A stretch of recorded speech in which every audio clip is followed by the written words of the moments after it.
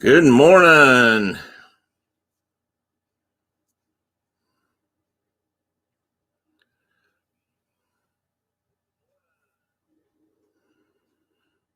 I could say good morning, Michigan and Texas, but let me mute that other screen. Now, good morning, Carol, Miss Clarkey, and Dawn, if you're still in here. I know you were. If she's not, maybe she'll be right back from Texas.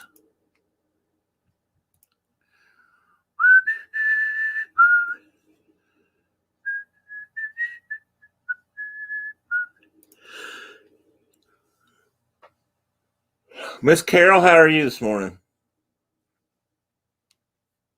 Can you guys hear me, by the way? I did have a little microphone snafu a few minutes ago.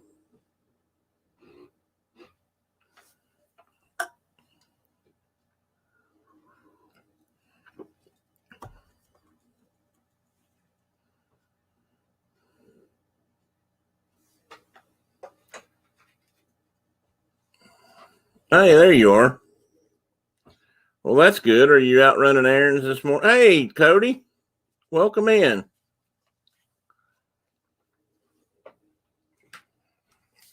Don't mind me if I eat in front of you. I've got a late breakfast here.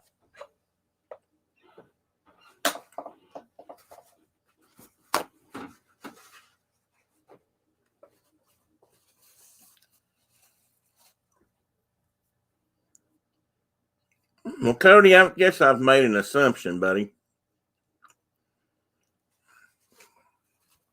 I don't know about the Tundra part, but I'm going to assume the Road King probably means you either own or want to own a Harley.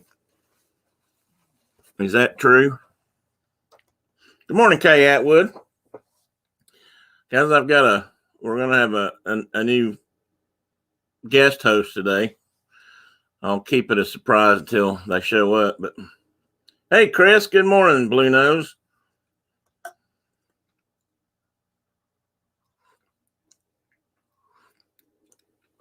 Oh wow, Carol, you got most of the morning off then, huh?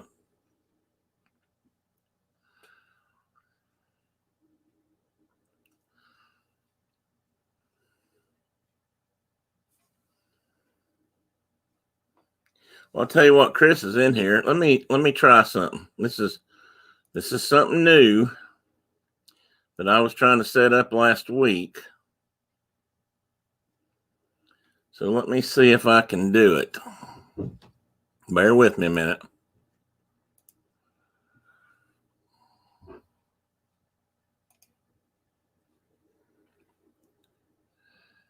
All right, are you ready for this?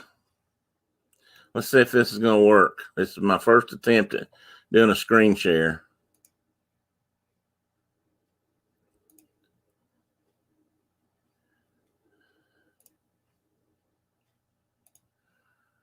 Woo! Sort of worked anyway. It's not as big as I'd like it. Let me see if I can do it. Oh, this might be better. And I didn't really mean for it to show the whole thing, but let's see if I can change that. I used to know how to do this kind of stuff when I worked. I think my mind's gone to mush since I retired.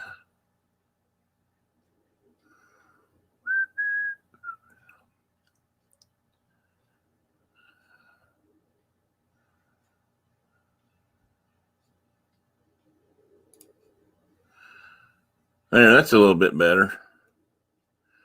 What do you think, Chris?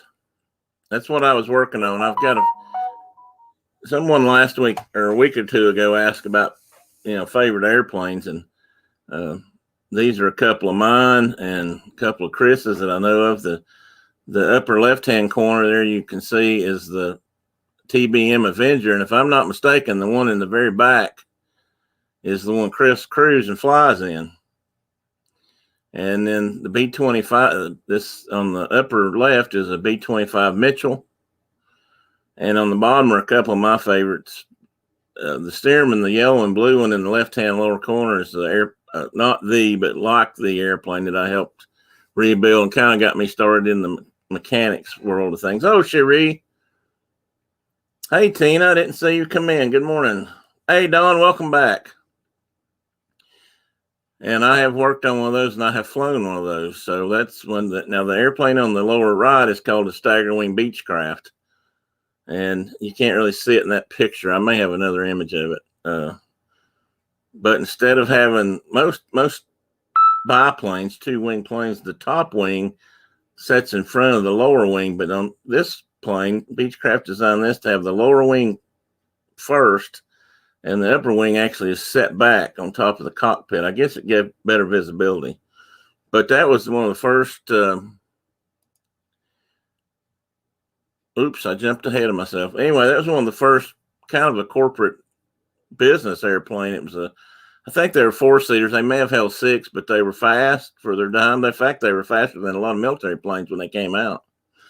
And this is not Chris's favorite Blue Nose Mustang, but the airplane on the right is one of the Blue Nose from the Blue Nose Squadron, which I learned were called the Blue Nose Bastards of Bodney when they were based in England.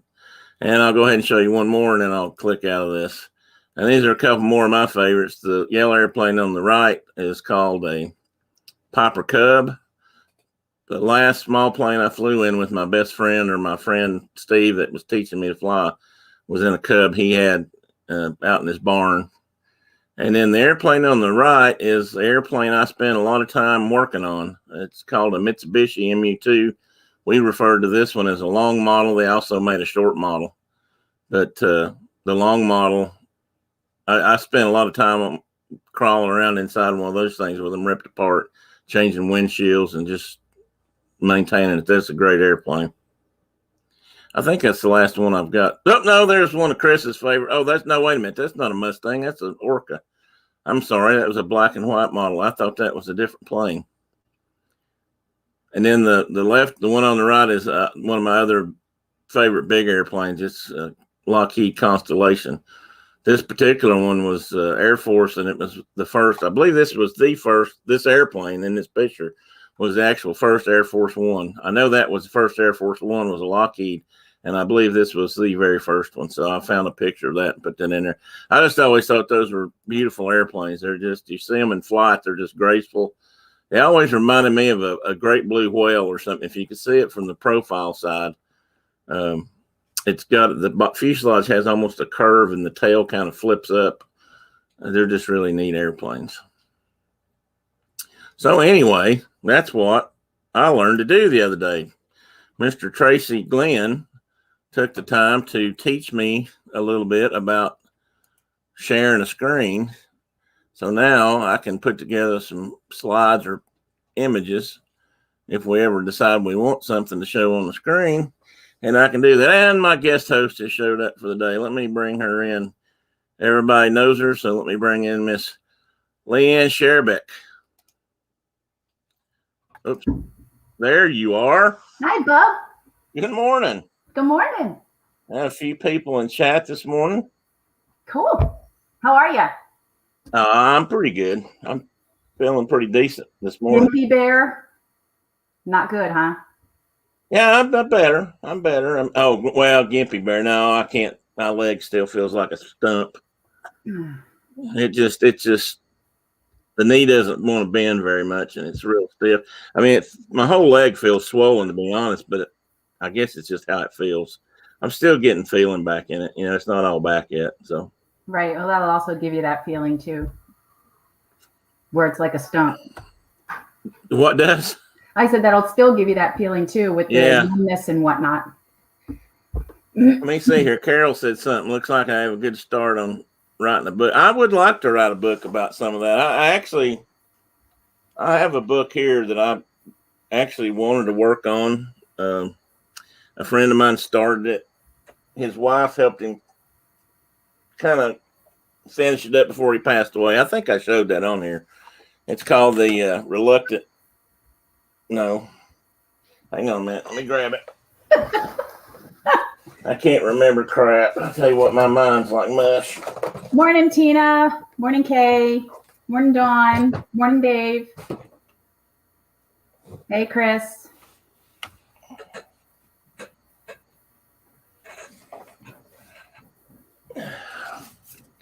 It's called the Unwelcome Assistant. I knew it was something like that, but I don't know if you can read that or not. Is that focused? Yeah. But this guy here, Steve Hensley, and his wife Julie, Steve worked on this for years, and I may have told this story already, but it's about a guy named Edward Huffaker, who was one of the early aviation pioneers that nobody knows about, or not many people know about. You have to dig deep. But he actually worked for the Smithsonian Institution, and he worked with Octave Chanute, which was from up around Chicago area. He was another pioneer in aviation. I think Chris has been maybe to the museum or an airfield named after him up there near Chicago. And the Smithsonian actually sent him, and on Chanute's recommendation, sent him to Kitty Hawk to work with the Wright brothers. And so he worked with them a summer or two, and he had kind of a mixed opinion of those guys, but he had designs and things that he was working on. They sent him down there to test them, and his airplane, the initial glider he sent, got wrecked in the first storm they had at Kitty Hawk that summer, so he didn't get to fly it much. This was 1902, I believe, or maybe 1901.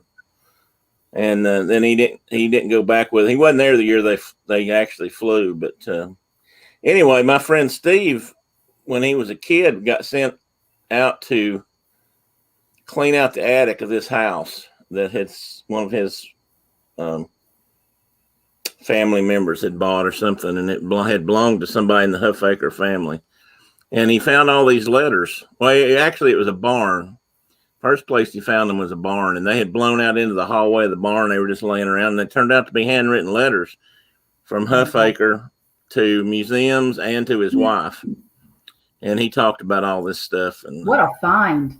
Yeah, and he kept them. I mean, I don't know how old he was when he found them first, but he kept them. And then over time, he spent looking for them in the area at different houses and that they might have owned or had lived in. And he found some more over the years and had some really interesting stuff. Huffaker. No, I just found this out. Go ahead. My job, well, I knew this part, but my job has a day of giving where we go out and volunteer, whether it's individual or whether it's a team, we do it. And I was looking last year for volunteer things to do. And the Smithsonian has volunteers transcribing things that they need written. So whether you're looking at a letter and you transcribe it, to the best of your ability, on a typed Word document and then send it in, or if it's something that's going to be typed and set next to an exhibit or whatever. Yeah, they have volunteers that do that. And there's actually a site when you go in, and I can't remember what I was looking for or how I came upon it, but I actually considered doing that as just, my volunteer thing to do. Do I guess they send it to you on the screen and you type it out or something, or I assume you don't go there. I wouldn't think so. I never investigated it or went any farther than that, just because I just kind of kept it in the back of my head and went, "Ooh, that's something to do that would be fun." Yeah, God knows what you would get. Yeah, you never know. It could be really interesting or really not, but it could be. Right, it could be a lot of fun. It could be somebody's memoirs where you're like, "Oh my God, hey, I know that you lived before electricity." But then it could be where it's, really cool, like love letters and talking about people, traveling and when they would send their money and their letters home to mom and things like that. That's cool. Yes, sir. He just stepped out. I was going to grab him, and he'll be back in a minute. Am I still there? Yeah. My headphones beeped. He'll be back in a minute, so he'll show up. But I'd be page now. Yeah, he's got his own Instagram page. Come here, Teddy. Come here.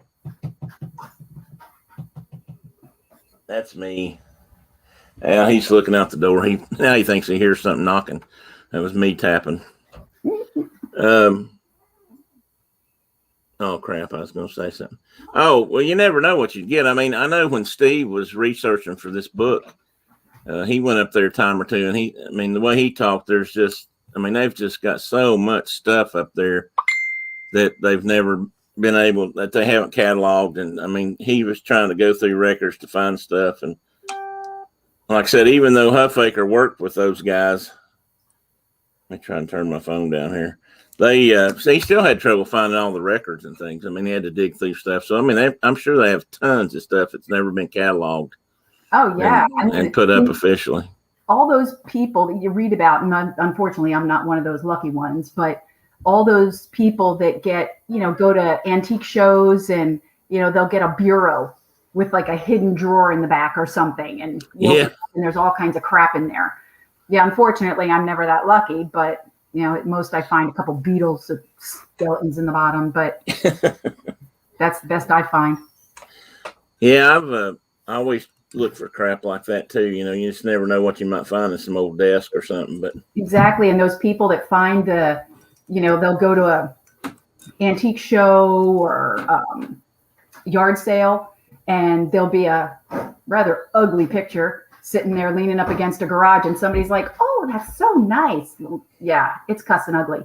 But then you get it home and you peel the front off, and there's like a Monet in the back. Yeah, that does happen. They used to do that. Not to me.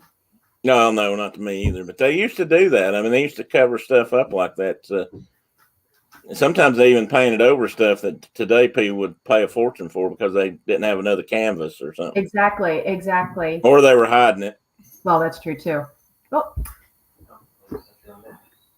Morning, Cherie. I think Cherie's at work. I know. Let's see. All right, come here. All right, this is the youngest boy. This is Kyle. He's going to the gym. Hey, Kyle. Hello. That's Tim. He's going where? He's heading to the gym to go lift heavy things and put them down. Well, he's starting to look like Cody on. I know, right? It's so funny. Between him, my oldest Matthew, and Cody, I'm like, whoa. They all look alike with that short hair, the goatee beard thing going on. And the muscles. Like the gun show, please. Yeah. It's funny when Cody's online and Jeff's on there. Jeff is our dream Jeff, and he starts trying to flex and show off in front of Cody. And I hate to tell him he don't have a chance. I know, right? He just Carlos was picking on him this morning. They're still, I think Carlos is, what time is it? Yeah, Carlos, I think, is still on stream. And oh, is he? Yeah, and they were in line at Splash Mountain.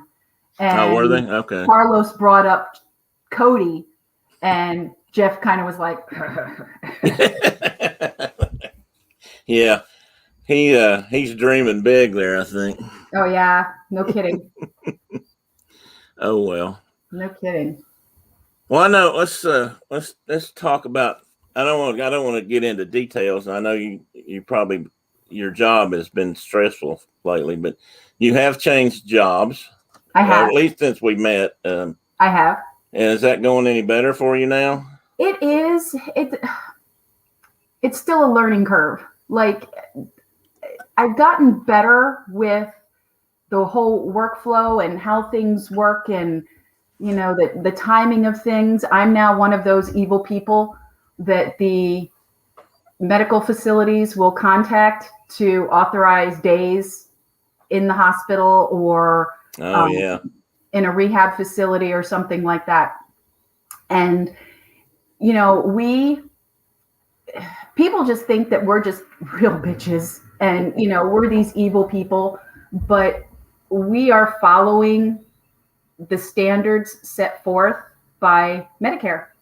It's not me. I'm not the one just arbitrarily says, hey, you can't do this. We have a set rule, a gold standard set by Medicare that we have to follow.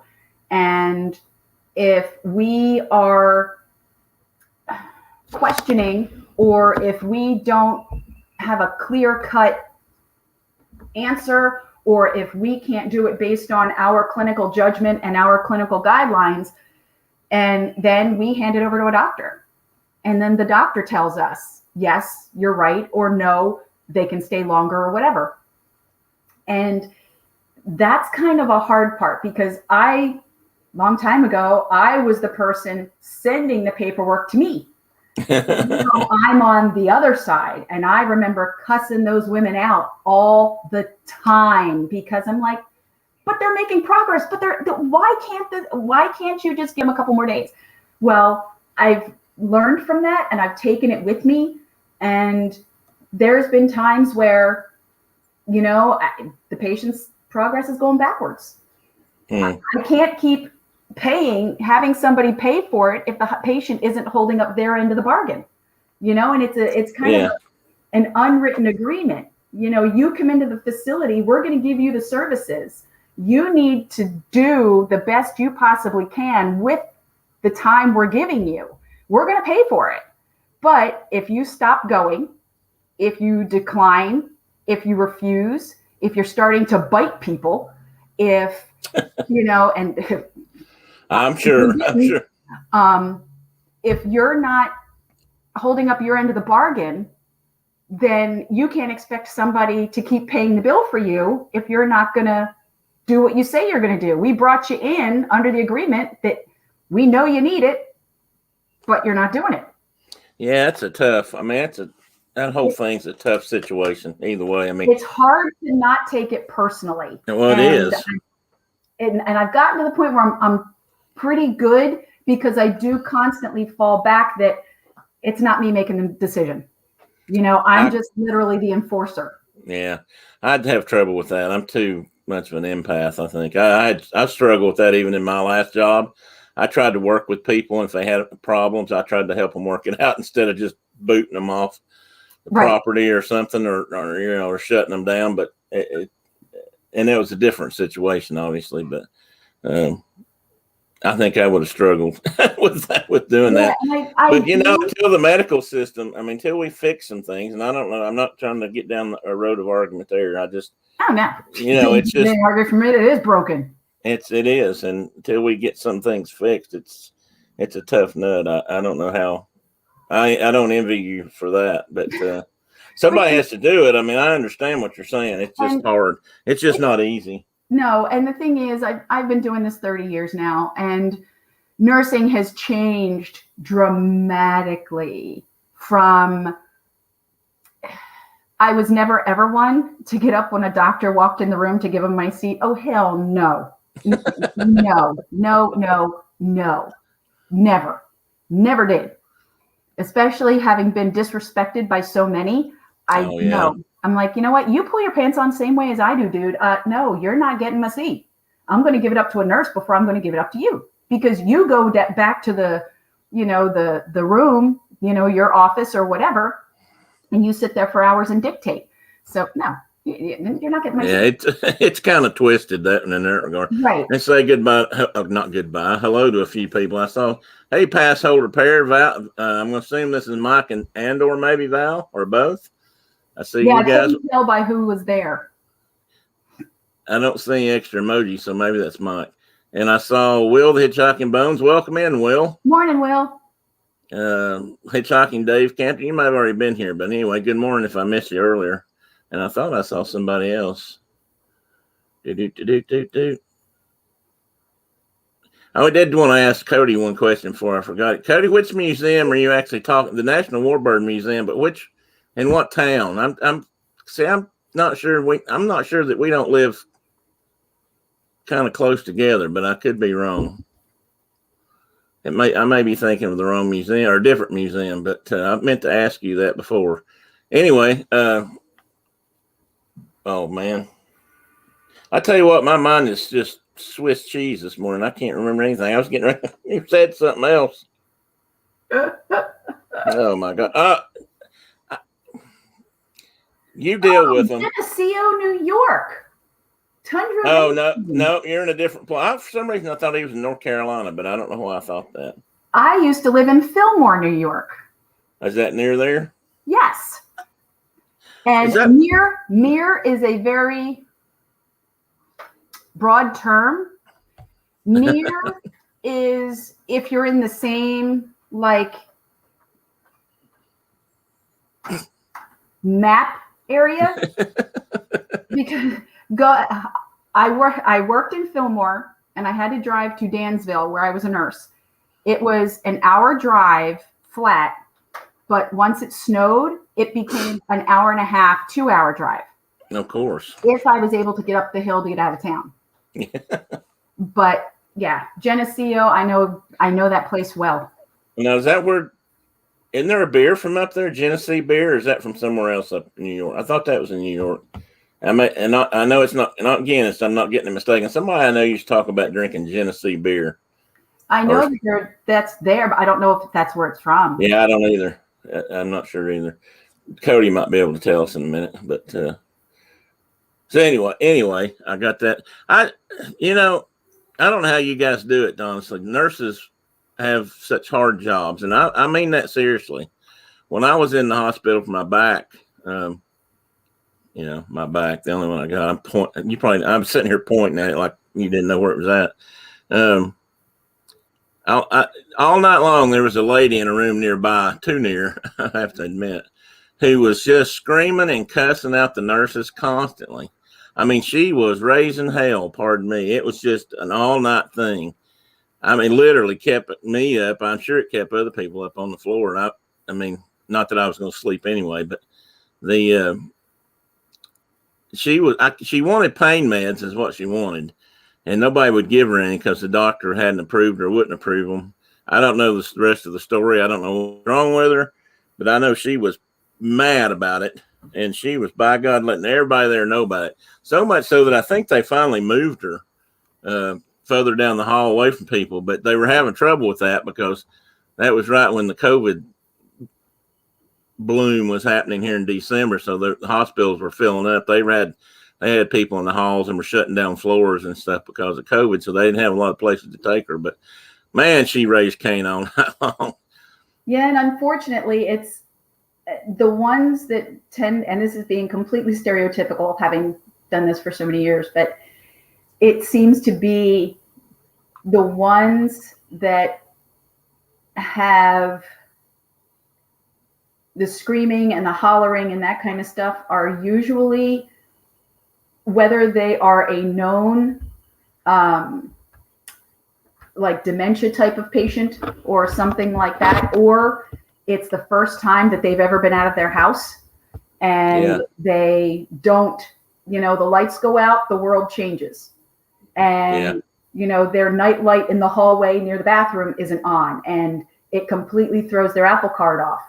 So instead of being able to rationalize and, problem solve, they're just completely anxious beyond words and not able to problem solve and critical think enough to be able to say, okay, I'm not home, okay, and understand what people tell them. And they just get completely thrown off. But yeah, thankfully, I never did night shift. I just couldn't. I did it as a supervisor a couple times and ended up with pneumonia for 8 weeks. So yeah, I never experienced that part. I experienced it when they were more awake, but sometimes they would flip and they would be awake at night and sleep during the day. Yeah. So then it was a team effort to try to get their nights and days back around, turned around, right? Which is actually, they started to realize quite some time ago that putting windows in ICUs helped with the deliriums and everything that ICU patients ended up with, because back in the day, an ICU room had no windows. It was just a walled off section of the building that was kind of pushed near the ER. And if it had a helicopter pad, pushed out in that direction. But now they have realized that people's mental health when they're in ICUs has improved dramatically if there's a window in the room. So I've noticed that. I've been in a couple ICUs over the years with my dad or my mom or somebody like that. And well, mostly family, I guess. ICU usually is pretty strict, but you're right. They were down in the basement or somewhere, no windows, and they were just block walls and maybe a curtain, and no windows, no light, no natural light. And I can see why that would be an issue. Mm-hmm. It throws them off because they can't regulate, because the lights are always on at the nurse's station. They're always on and off when somebody's coming in to work on you. That's the only time the light would be on. And then when they leave the room, the light goes out. So they have no way of regulating their circadian rhythm with being able to know night and day, because there's no natural light that comes in. Makes sense. So, yep. So they went ahead a lot. And I don't remember if there was an actual act passed or something like that, but there was a dramatic increase. I know out here and other places where I've lived, where they were putting windows, and some of them were actually moving their ICU units to sides of buildings where the windows were. Car Key jumped on that Genesee beer thing. She said it's in Rochester. Flipper backed her up. Cody at Tundra Road King, he said it was in that general area too. Which I've asked Car Key to come on someday. She just always seems to know the answers. Either that or she's really quick with Google. I was going to say, she might be quick with Google. All right. He came back. Yeah, him says. Yes, the biggins. Yeah, that's the biggin, boy. You gonna say hi? Huh? Why are you freezing up all of a sudden? Like your camera shy. All right, get down. Anyway, let's see. I thought I missed somebody else. Flipper, I don't know if I said hi to you. Flipper's in the room. Showed up a minute ago, or maybe he's been here, but I just saw him again. I think I've said hi to most everybody. I hope so. Where is he? There he is. I see another one in the background. Yeah, this one's Gator. This one's Mommy's boy. Ah. This is Mommy's boy. And then Jack is the pain in the butt. He's behind him on the floor. And then Albie is now coming up. Oop, now they're swatting. Yep, there's Albie, the black one. This is our house panther. Oh, see, he's just like, oh no, Mama, you're not petting anybody else. No, I'm here first. That's it. Karki, I hope you got to see him before he left. And then the littlest one, the little peanut, is over there. We call him the loaf. He's about, when he lays, he's about this big. Looks like a big, huge baked potato. Or a, oh, hello, Vader. Oh, yeah. He is not a lap cat. And now because I'm talking, he's like, oh, well. Yeah, he's got to get. Well, that's the way Teddy used to be. When I'd get on the line and start talking, when I first started doing this, he always wanted to get up and see what was going on. He had to get up here and get in the way. Now, I guess it's old hat. Now he doesn't want to get up here as much. But yeah, now he knows he's a celebrity. Yeah, I'm telling you, he's got the big head. There's no doubt about that. We used to have two black cat. We had black cats for a while. We had two. We still have one. He's pushing 20 years old though. And man, you talk about cranky. He's definitely the old man saying, "Get out of my yard!" to everybody in the house. I mean, if you're not, get off my grass, kids. He's definitely that. Yeah, he's and he comes down here. He's gotten to where I don't know. Maybe he's got dementia. I don't know. I don't mean to say that in a light way, but they do. He comes down here at night when I'm down here or something, and if it's late, he'll come turn the corner here and he'll just stand there and go, "Meow!" yell at me to get my attention. I don't know if he's wanting me to. He sleeps on the bed where I sleep on a heating pad all the time, and I don't know if he just wants me to come to bed or if he's hungry. He's skinny. He wants the heating pad on. No, it's on already. But trust me, if it goes off, he does come and get me. Yeah, where is he? Let me see if I can get a picture of the loaf. Oh, yeah. There he is. That looks like our Simon cat. He's definitely a loaf. He's a meatloaf. Yeah, he's no bigger than a minute. Oh, Simon is.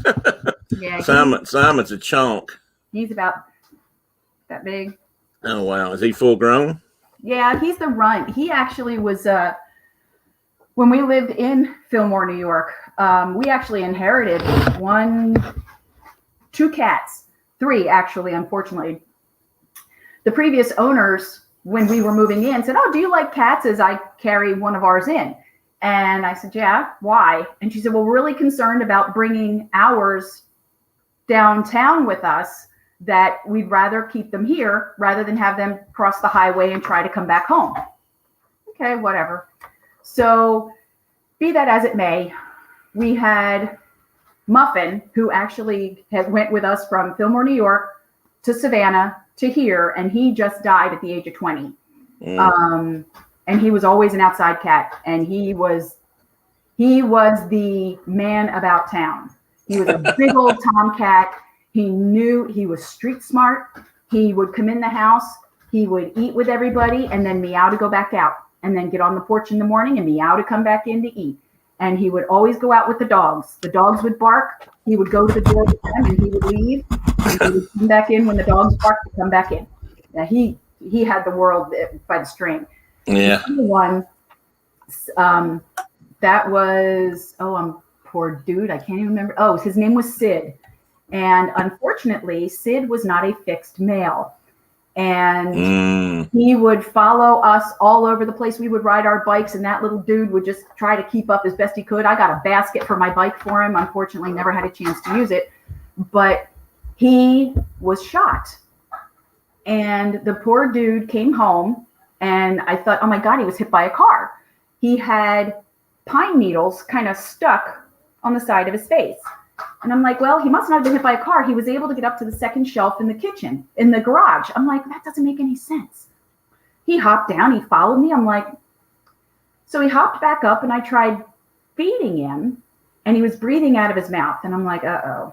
So I took him to the vet, and apparently he was shot right here.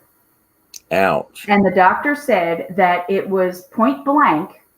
He said, and it shattered his jaw.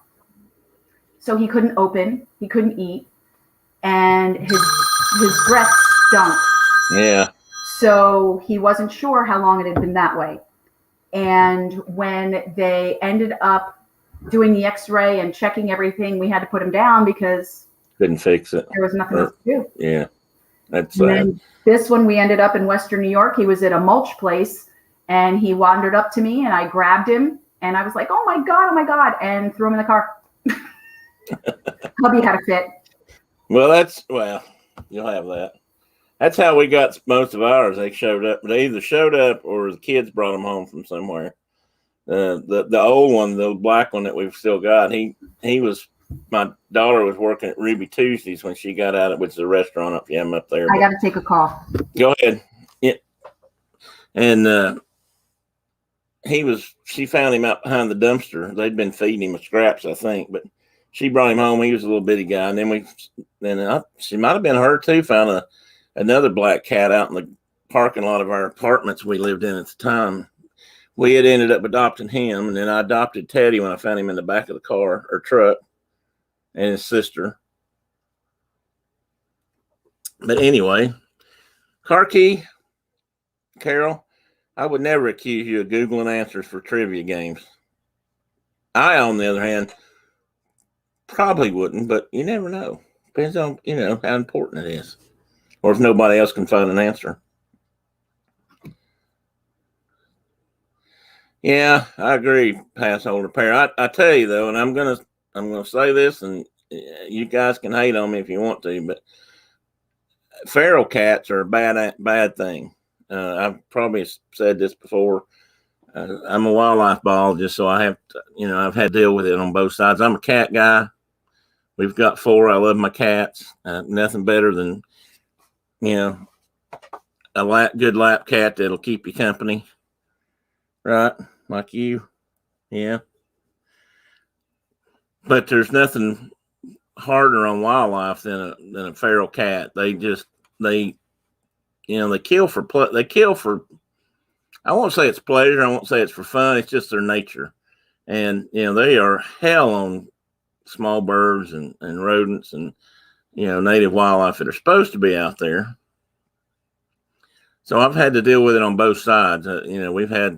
We've had colonies of cats created by people letting them out. And they get tired of them or whatever, and they turn them loose alongside the road. That's a problem we have in this part of the country in the Appalachians. I suppose people do it everywhere, but it seems like this part of the country, it may happen more than others.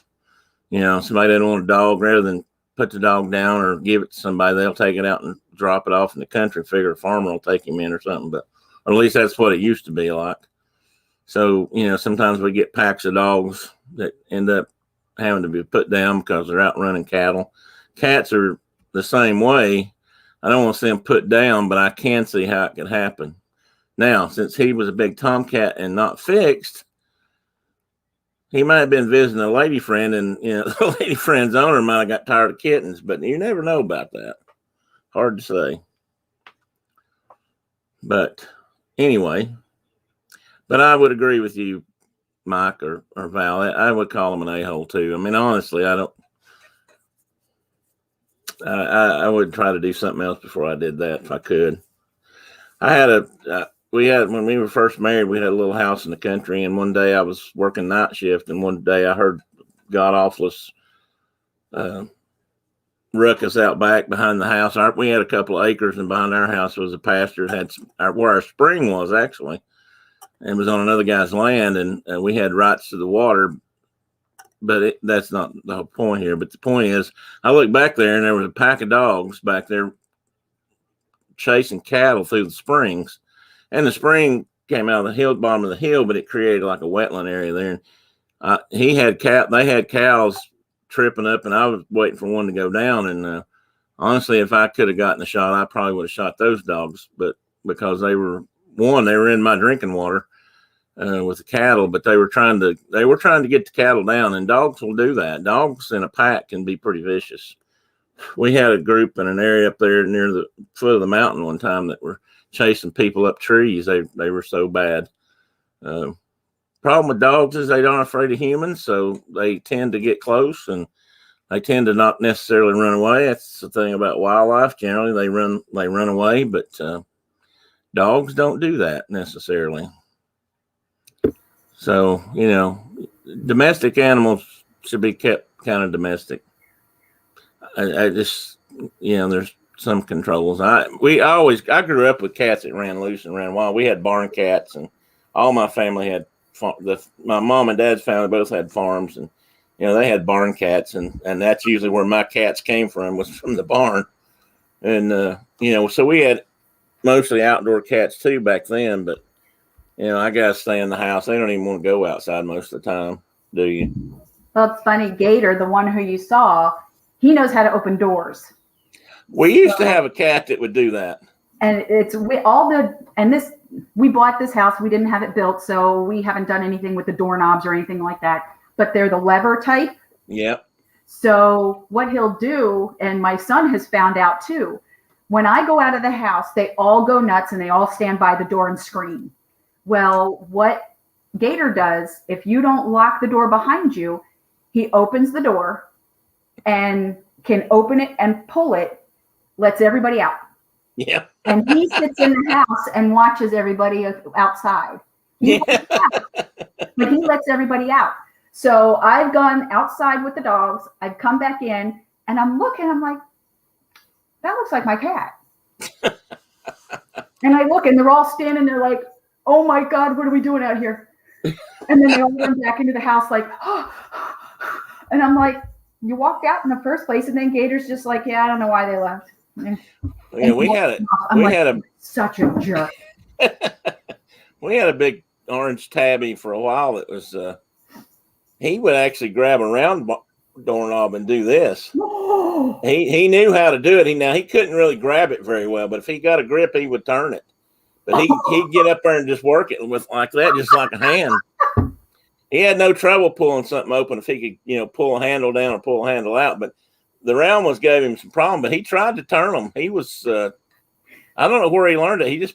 I don't know how they learned. They are not stupid. No, they're not. They may not obey and go by the rules, but that's not because they're stupid. It's because they don't want to. Things I found with Gator, and granted, having had all different kinds, tuxedos and just plain old everyday run of the mill and everything else. Gator is the smartest one that we've had, and he's figured out the doorknobs. He can pull, he can push.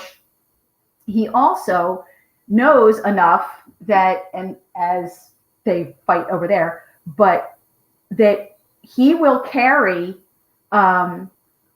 this little mouse around and he's got a whole bunch of them. But he'll come and he'll drop it right at your feet, and he wants you to throw it, and he'll bring it back. And the other funny thing is if I'm anywhere in the house and he can't find me, he stands there and he hollers. And he's meow, meow, meow. And I'm like, I'm upstairs. And you hear him go, oh. And then as he comes up the stairs. Yeah. Oh, Carol, the reason he actually ended up with the name Gator, when we were living in Savannah, Georgia, hubby was on his way home from work and he saw something jump into the weeds from like the curb. And there was nobody else on the road. It was just him. He stopped and grabbed him, and he was maybe 6 to 10 feet from a gator pond.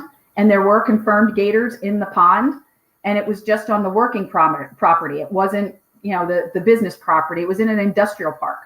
So there was no real reason for him to be there. And he was 15 ounces.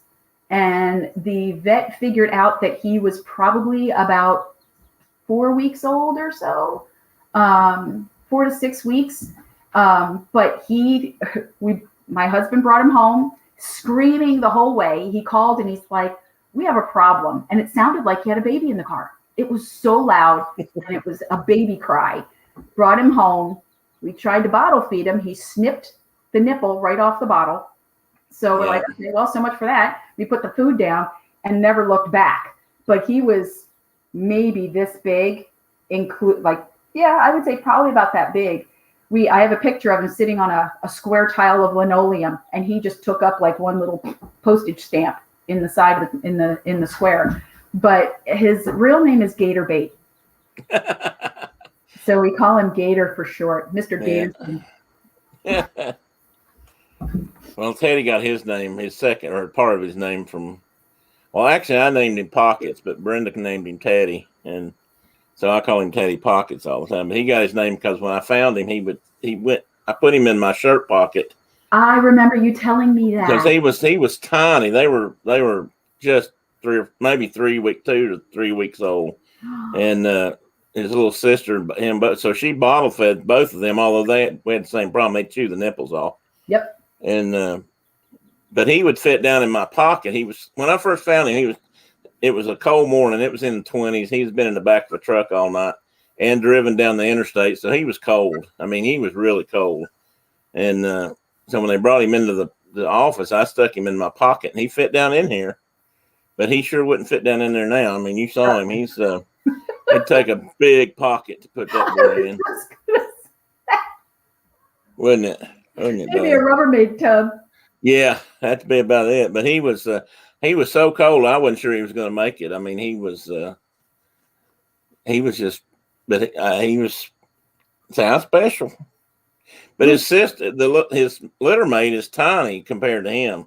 I put a picture on his Instagram page that showed him and her laying together, and he's like this. The other one. Yeah. Okay.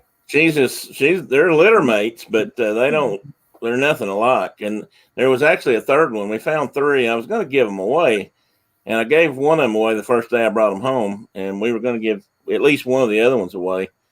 And after she started bottle feeding them, it was over. She was going to keep them just like me, but so they had a home. But the other one had long hair and sort of a calico looking cat. It was also a female, but I don't know. I don't know if there was more than 3. That's all we found. So if there was any more in the truck, we only ever found one, and he walked around for a bit. And when we took him to the vet was quite surprised because he didn't have anything wrong with him. He had no fleas, he had no mites, he had no blood dyscrasias, he had no worms, nothing. And they hadn't been out there long then. Twice. And they said, he must have been dumped from somewhere. That's what I was talking about while you were on the phone. People dumping them out, probably. Somebody's probably dumped him.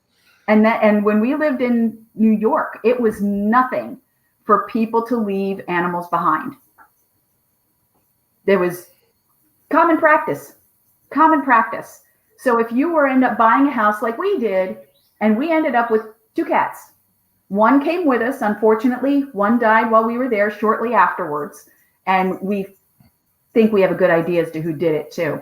Yeah. And then, we brought him with us. So then we had 5.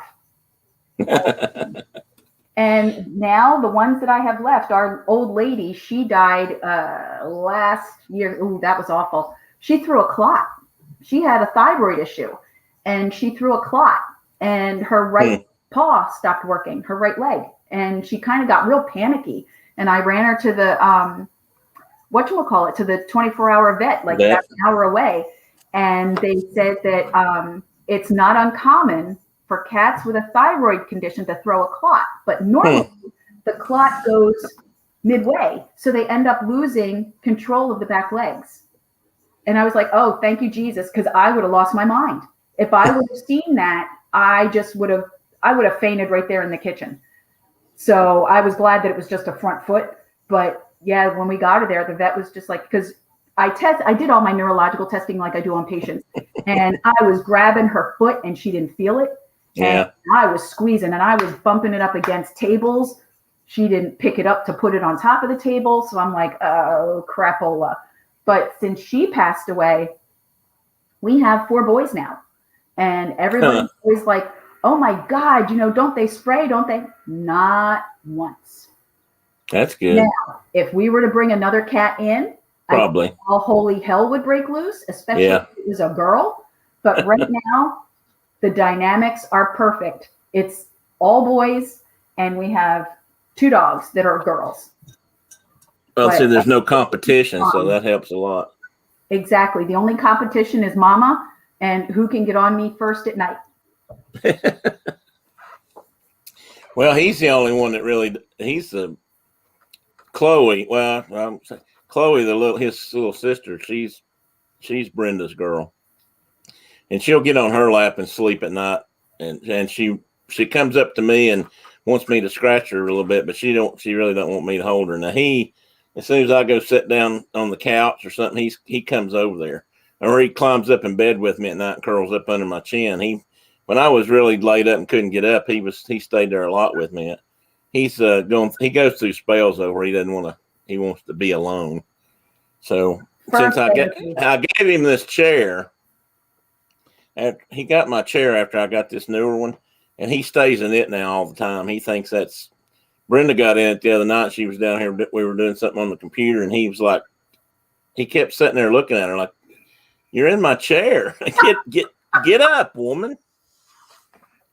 You did. You told her to get up, didn't you? That used to do that. My husband would sit on the couch anywhere. Betty had to sit next to him, and I was sitting next to him. We were watching a movie. I will never forget this. Now, greyhounds are not little dogs. Mm-hmm. She walked up. She put both feet on the edge of the couch, and it was a sleeper sofa. So there's that hard edge underneath the cushion, that you can kind of feel. She put her front feet on there because I was sitting right next to him. She got her back feet up on the outside of her front feet, and she teeter-tottered like this, waiting for me to move. And she just stood there and just kept staring at me. And I finally scooted, and she weaseled right in there and flopped right across him. And she just looked at me with this look like, I'm like, okay. Yep. That's a cat. And no matter where he sat, Boopy had to sit right next to him and touch him. Oh, yeah. Morning, Jay. That's important. Good morning, Jay. How's Jay Nashville today? Well, let's talk about something else for a minute. You do something else that I've got experience in that I'm sure most people are. Well, that's race cars. Yes. I don't know if that's just a new thing with is it Jay? Mm-hmm. Or if you did that before, I don't know. But I used to work on race cars too, when I was an aircraft mechanic. You do a lot of sheet metal work and stuff. So we had a race car team, a local NASCAR team actually, who kind of wanted our services. Me and another guy got into doing race cars and doing sheet metal work for these guys because they wanted people to work with. They needed somebody that could work with aluminum because that's what we worked in. And so I went to work for those guys. it was a part-time gig. I went to races every weekend with them, and I worked on their cars at night, but I still had my airplane job.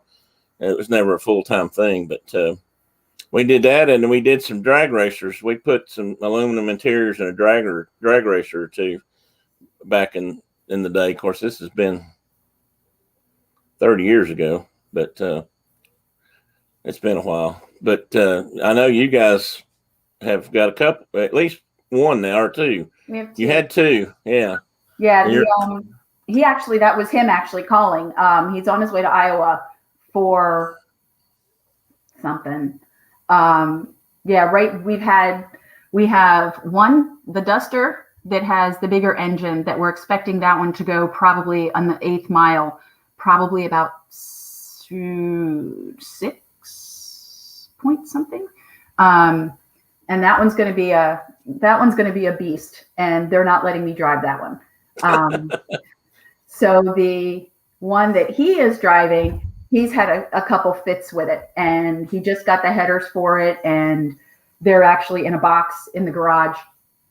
They were delivered yesterday, and there's all kinds of other crap that just not quite where he wants it.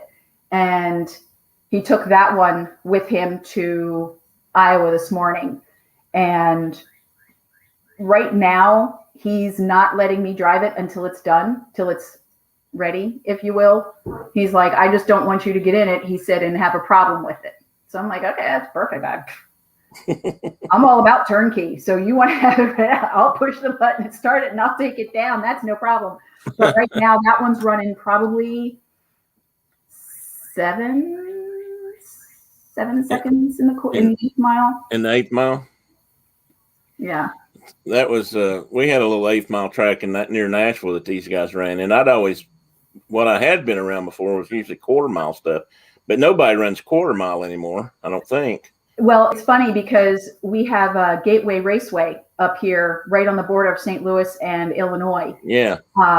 And that's where we would normally go on Wednesday nights and do the quarter mile for a test and tune.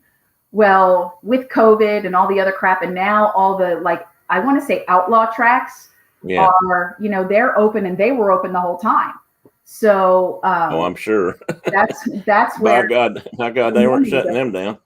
Yeah. Well, I guess the pros now run what do they run? 1,000. It's not quite a quarter mile. It's like 1,000 yards or something, or it's not a kilometer. That'd be too far. I think it's 1,000, because they're finding that if they go a full quarter mile, that they have too much of a head of steam up that they can't stop.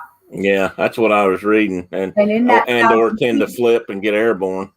Exactly, and in that 1,000 feet, as it is right now, the rail cars, the top fuel rail cars, are getting 3.3. I know, it's amazing. So, and they're coming, they're getting, I think the fastest is 323 at this point. And it's just too unbelievable. If it was to go any longer, it would really be a problem trying to get them to stop. That is the problem with motor racing. Eventually they get too fast. You get so fast. I mean, the whole purpose is to go fast. Right. And go faster than the next guy. And then you get to the point where you just can't, it's like NASCAR. I mean, almost all racing forms have gone through something like that at one point, where they just got too powerful, too fast, too far. And you just have to make sure that, yes, it's going to go faster, but you've got to make sure that the stopping mechanism is then upgraded to make sure that it stops now a faster. Yeah, absolutely. One of my favorite movies, and I'm not a great movie file, but they did a movie a few years ago with what was his name? I know the guy's real name, and I can't think of the actor's name. Everybody knows. He was played Hannibal Lecter. What's his name? Anthony Hopkins? Yeah, Anthony Hopkins played the part. It was kind of an unusual role for him. I read something about that, said he'd been playing all these bad guys for so long he wanted to do something a little different. But the guy's name was Burt Munro, Munroe, I believe, and he was from New Zealand. And they did a movie about him called The World's Fastest Indian. And Indian motorcycles were well, they're around now, but they were a big Yeah. deal back in early part of the 1900s. And Oh yeah, there it is. yeah, that's it. And fun movie, but he he had a 1920, I think it was, or something, Indian Scout that he had since he got out of the army or something, and he'd rebuilt. And this is all true story. He had it in this little rundown house and garage, and he never mowed his yard, which was a funny interlude in the movie. And neighbors were always fussing about his yard being grass not being mowed. So he got out there one day and poured gasoline everywhere and just burned the whole yard off. And he did that like. And he, like I said, this was, and he did that so because he was getting ready to leave the country, and he was going to take his motorcycle to that one that was in the picture there. Like, screw it, why not? Yeah, I mean, get it down real low, but it was a really good movie. The guy was a character, and it was true. But he took it to he always his whole life he dreamed of going to the Bonneville Salt Flats in Utah to try to do a world speed record. He wanted to see how fast this thing could go, and he made parts himself. I mean, this was an old motorcycle. You can't buy parts for that. And this was in the 50s or early 60s when he actually did this. And he set some records with it that's lasted until a few years ago. But he got out there in this motorcycle, I said, from the 1920s, and it's hot rodded up big time. And the first thing the inspectors did was try to figure out if the tires and the brakes were going to be able to withstand any speed, much less go as fast as he said it would go. And his brakes were bad, and I think they made him put a parachute on it or something to stop it. He just, it was all outdated as it could be, but he was going to go for it one way or the other.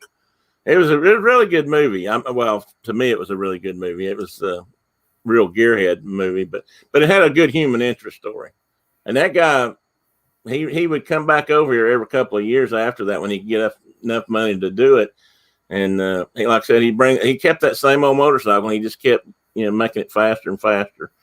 But it was an interesting story. Like I say, Anthony Hopkins, he was asked about it was such an unusual role for him, and he said he just wanted to do something kind of fun for a change. It was right. I think it was right after.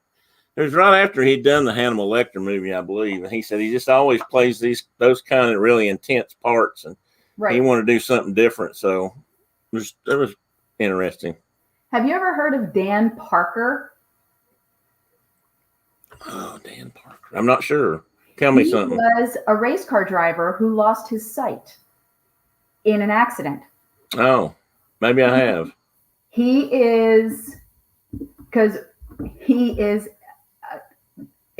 blows my mind. He is now up for, he was trying to, and I don't know if he did it, to break the 200-mile-an-hour speed record for a blind guy. On a drag strip or a round track? Plain old. Just flat out. Just flat out. So what he has done is, and there was a documentary on him, and it played what he hears as he's driving. Bye, Carol. Have a good day. If you get back, come on back in. We may still be here for a little while. Have a good day. Be safe out there, and we'll see you later. Cody said he saw the movie. It was a great movie, wasn't it, Cody? I mean, I really loved that movie. Got to go back to work. Bye, Cherie. Hope the rest of your day goes better. Bye, Cherie. I hope your hands are feeling better. Yeah, I think she said earlier they were hurting her some. So, but anyway, now that would be kind of interesting. What they did was, and if you Google him, because I couldn't remember his name, but what he did was he sold handmade pens to help, pay for his endeavors. And he makes them himself. And they are wooden, and he does it on a lathe, and he's blind. Which is all a feat of, he also built his race car. And he's blind. And the documentary had part of the show was what he hears when he's driving and how it talks to him and tells him how to keep a straight line. Yeah, amazing. It is unbelievable. Unbelievable. And it just blew my mind that this guy is blind. He built his race car. He makes these pens, and we bought one. It was like $50. And that was his goal. I think it was last year that he wanted to break the 200 mile an hour. And what reminded me was the salt flats. Ah, okay. Well, that would be a place for somebody like that to do it, because you've got more room. If he did have an issue with getting offline, he's got a lot more room to move around if he did it there. I don't know if that's where he ran, but. And he has somebody with him just in case. But that makes sense. But yep. Yeah, I was like, oh. I just saw something, and I don't know if I saw this on TV and advertised it may be a National Geographic thing, where the blind guy who climbed Mount Everest, and he was, I don't know the whole story behind why and what got him started. Maybe he wanted to do it before he lost his sight. I'm not sure. Right. But to climb Everest is not an easy thing, no matter what you do, even if you're in perfect health. And there's places you gotta crawl past the dead bodies that are frozen there. Well, that too, yeah. There's also places where they put ladders out, and you actually walk across these crevasses on rungs of the ladder, and they set these, and they have to change them every day because this stuff moves around. This ice chunks. They call it the ice field or something like that. I've read a bunch of stories about Everest, but he, they showed him training to walk in the mountaineering boots with cleats on them for crampons to walk in the snow and ice, and he's walking across this ladder one rung at a time, and he can't see a thing. I mean, it's amazing what people can do with enough determination, I guess, if they really want to. I mean, it's a different thing, but it's like Mike Wheeler. I mean, Mike Wheeler does he does so much. He helps me more on the computer than my kids do. He's amazing. I mean, he keeps up. He was on something the other night, and they was talking about how many different things are going on in his headphones at the same time. I don't know how he keeps up with all of it. But as he says, and I think he said this, and I've always read this, your senses tend to adjust, and other things get more acute when you lose a sense. And that's kind of how he does things. But how he does everything he does is amazing. I know. And that's just another example. But these guys that can do that kind of stuff they've certainly got I would be able to do that Everest thing is if I was blind. Probably. If I saw stuff, forget it. I worked, most everybody knows I worked on airplanes for a long time, and my hearing sucks. I mean, age hasn't helped, and my wife says it's selective, but she knows it's really not. But I lost a lot of hearing when I did that. Conversational tones especially are real bad. If there's any background noise, if somebody's in a room and there's other people talking or air conditioners running, I hear noise, but I can't make out the words. And I used to close my eyes so I could focus on hearing. And I used to have a boss that just hated that. She'd just, every time I do that, she'd say, "What? Wake up. You can't sit in a meeting and go to sleep." I'm not asleep. I'm listening. And she said, "Oh, bullshit." She didn't believe that for a minute. But it was truth, because I had to concentrate to pick out the words. How many times do you know when you're driving somewhere, and if you have the radio on, you got to turn the radio off so you can watch where you're going? Yeah. I mean, it all plays in. Everything's linked together. Mm-hmm. Exactly. But oh, great. Now you're going to choke on me. No, although I'm thinking I might have swallowed something. It was in my coffee. Oh. Yeah, it's not the same thing as Mike, but eye protection and eye stuff's always been kind of a big deal. There it is. Oh, it's coffee grounds, I guess. How'd that get in there?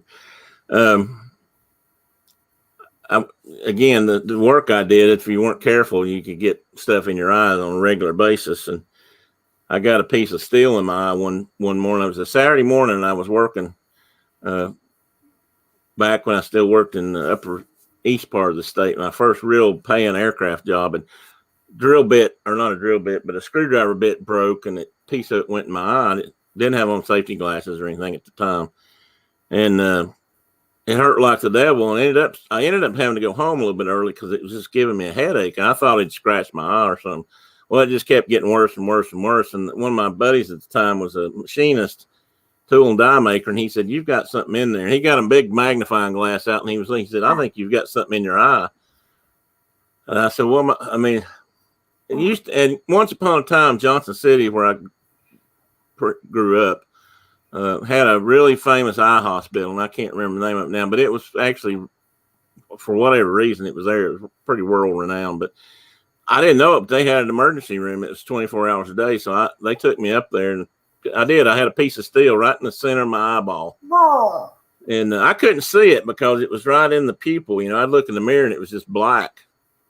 And the strangest thing I've ever done. I mean, the doctor got me in there and he said, he put some dye in my eye so he could see I said we used to have a process in airplanes where you dye penetrant, check stuff for cracks. Right. And you put a black light on it. That was coffee. I've got it all in my mouth now. So he put that in my eye and he said, yeah, you got a piece of steel in there. And I said, okay, what do we do about that? And he said, well, I'm going to get it out. Ugh. And he said, what hurt so bad was it was rusting. He said, it's already started to corrode. And he said, that's where a lot of your pain's actually coming from. He said, it's the corrosion happening in there. It's burning your eyeball. And he put some drops in my eye and he said, now I'm going to put you, he told me what he was going to do. And then he said, I'm going to get in there and take it out. I said, what are you going to use? He said, well, I'm going to use the end of a hypodermic needle. And I'm like, you say what? So he put me in this, chin thing, just like they use for eye exams. He said, no, don't move. He said, try not to move. You have to strap me in there. Well, he numbed it, so I didn't feel anything. But what was so weird, he showed he had to. Well, he put this really bright light in front, so he could see, of course, what he was doing. But when he would touch, and he said, "Okay, I'm gonna try to get it." And he took that needle, and I couldn't see it; it was too close for me to focus on it. But when he would touch it, it would vibrate like a head of a drum or something. And so everything in front of me just started. It was the strangest sensation I've ever had. Whoa. Yeah, I don't do eyes. And he got it out. I mean, he did get it out, which was a good thing. So a few days later, it healed up, and I was okay. But so I've had and I had chemicals in my eyes a few times. So I've always had this thing about eyes, and then our youngest daughter was born, and she had a problem with her left eye. And of course, they were concerned about blastoma or cancer in her eye. Right. I can't remember the full term, but so we had to go through some kind of excruciating stuff with her when she was like 2 weeks old, and take her to the hospital. And they got in there, and she screamed, and she was tiny. Man, she didn't know anything. Found out it wasn't her eye; just didn't form. So she's blind in her left eye. So after that, I always got super cautious and careful about her eyes, right? And in turn mine, because I wanted to be an example. So although I never really could convince her she should wear safety glasses, some nice ones that at least kind of protected her eyes if she was playing or doing something or they make goggles now for athletes but she figured she didn't need that anyway, I guess. But she does wear glasses most of the time. But when you've only got one, right, you don't want to lose it because she doesn't have an option. It never occurred to me that, and granted, because I never thought about it before, but I thought these, just so happens I have two pairs sitting right here, but I thought these were kind of like the catch-all, everything. Well, when Kyle started doing his Top Fuel dragster stuff, and he was under, because he was the bottom end guy working on the pistons and all that kind of stuff. Yeah. So stuff is going to drop. So I finally got him to wear, glasses. Well, the goop that comes out of there eats through these. Oh, yeah. So some of it will. Yeah. Who knew? I didn't. He didn't. So we ended up having to get some highfalutin kind of glasses and whatnot, and then having him wear a face shield at the same time. He got burned by a I can't remember what it was. It came out from near the clutch, so it was probably a good 500, 600, 1200 degrees. Yeah, I was going to say it's probably pretty hot. Yeah, and it branded probably synthetic on top of that. Yep, and it branded his arm. Ow. the guy was over top and he was underneath, and it fell down. It was a bearing. That's what it was. Oh, yeah. And it fell out and ended up on his arm, and he's got a scar right here from the bearing falling on his arm. And he was sitting there and he couldn't go anywhere. He couldn't flick it off because he was underneath holding stuff up. And yeah. And he's like, oh, yeah. He said, do you ever smell that? I'm like, no, thank you. No, thanks. And it was wicked nasty. I bet. It cooked right. And he still got the bearing. And I'm like, oh, there's probably meat all fried to that. And yeah, there's some cooked DNA on there for sure. But when I was working on NASCAR, I never thought about this, although I should have known better. But then again, in the heat of the moment, you don't always think about a lot of things. And I pulled the wheel off one time and grabbed the disc, the rotor disc. Bad animal, bad cracker there, because man, we always wore gloves, and I let go of it really fast. I didn't take me long to look at it, as the little boy said, but was it red? No, but it probably was close. I mean, they were just from driving around the track, and I just didn't put that together. I didn't do that again, I'll tell you that. More Adventures by D. I had no clue when they went ahead and pulled that clutch out, and it was smoking. That stuff's red hot when they come out of the car. I stood there and I was like, oh my, I was probably 4 feet from it, and I could feel the heat coming off of those clutch discs. I was like, oh my God. Flipper, I'm not sure if it smelled like chicken or not. I mean, I've tasted like chicken. I've heard that people flesh tastes more like pork, but I don't know that for a fact. Ew. But that's what who was it? I don't know if it was from cannibals or if it was from Native Americans actually used to call people or the other white meat. Yeah, well, they used to call it long pig. Somebody used to refer to the Caucasian Europeans as long pig. And most people don't know this, but there were a couple of cannibalistic tribes in this country who sometimes did eat their enemies, or parts of them anyway. Wasn't very common, but it did happen. But anyway, long pig. Every time I hear that or something close to it, that's what that reminds me of. But we won't go down that road today. I draw a line on talking too much about that. I don't draw many lines here, but that one I'll pass. That one you're going to draw a hard line. Yeah, I'm going to pass on that. Yes. More Adventures by D. Yes, they do. They can get bright red, especially if it's a night race. I mean, they're that hot during the day too, but you don't see them. But a night race somewhere. Oh yeah, you can see them glow red. They get bright red fast, yep. And I worked around, brakes on aircraft, and I've seen them come in smoking hot. But we didn't usually have to work on them when they were hot. We were able to let them cool down, and we didn't have to. It wasn't like a pit stop or in this case.